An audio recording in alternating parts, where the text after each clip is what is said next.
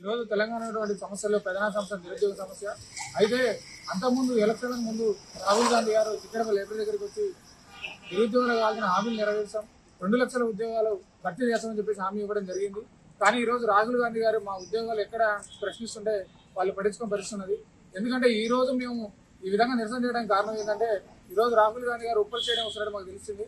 కాబట్టి అట్టించి కొంచెం ఓపిక చేసుకొని మీరు సీఎం రేవంత్ రెడ్డి గారు రాహుల్ గాంధీ గారిని చిక్కడపల్లి ఎవరు తీసుకొస్తే ఆ రోజు మీరు ఇచ్చినటువంటి హామీల గురించి నిరుద్యోగులందరం మిమ్మల్ని నిలిచే ప్రయత్నం చేస్తామని చెప్తా ఉన్నాం.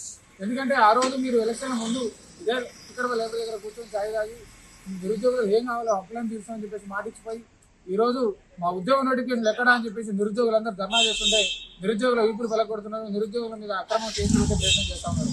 కాబట్టి మీరు రాహుల్ గాంధీ గారిని ఆహ్వానిస్తున్నాం. అలాగే రేవంత్ రెడ్డి గారు దయచేసి ఎట్లాగో 7:30కి అక్కడ ఫుట్బాల్ మ్యాచ్ అయిపోతుంది కాబట్టి మీరు ఒక గంట సేపు ఓపిక చేసుకుని చిక్కడపల్లి లైబ్రరీకి వచ్చి అదే మీరు ఎలక్షన్ల ముందు అంటే మీరు గెలవక ముందు ఏ విధంగా నిరుద్యోగులతో మాట్లాడారో ఇప్పుడు గెలిచిన తర్వాత అదే విధంగా నిరుద్యోగులతో మాట్లాడితే బాగుంటుందని చెప్పేసి కూడా నిరుద్యోగులందరూ మీకోసం ఎదురు చూస్తూ ఉన్నారు.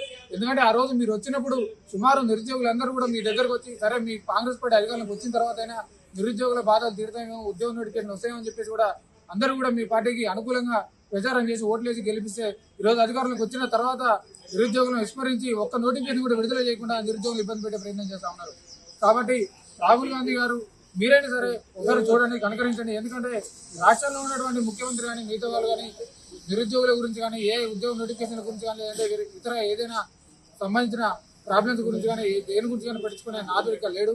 కాబట్టి మీరు వచ్చారు కాబట్టి మీరు చిక్కడపల్లి లైబ్రరీకి రావాలని చెప్పి మేము ఆహ్వానిస్తున్నాం.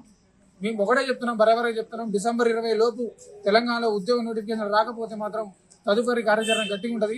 ఎందుకంటే ఆ రోజు నేపాల్లో ఏ విధంగా జంజీ జరిగిందో అదేవిధంగా తెలంగాణలో ఉన్నటువంటి నిరుద్యోగులు అందరం కూడా సుమారు 1 లక్ష మంది నిరుద్యోగులను కూడా రోడ్ల మీదకి వచ్చి మా ఉద్యోగ నోటిఫికేషన్లు మేము సాధించుకోవడం చెప్పి చెప్తా ఉన్నాం. కాబట్టి ఖబర్దార్ రేవంత్ రెడ్డి, కొంతమంది మా నిరుద్యోగ మిత్రులు కూడా స్థానిక సంస్థ ఎలక్షన్లో కూడా నిలబడడం జరిగింది.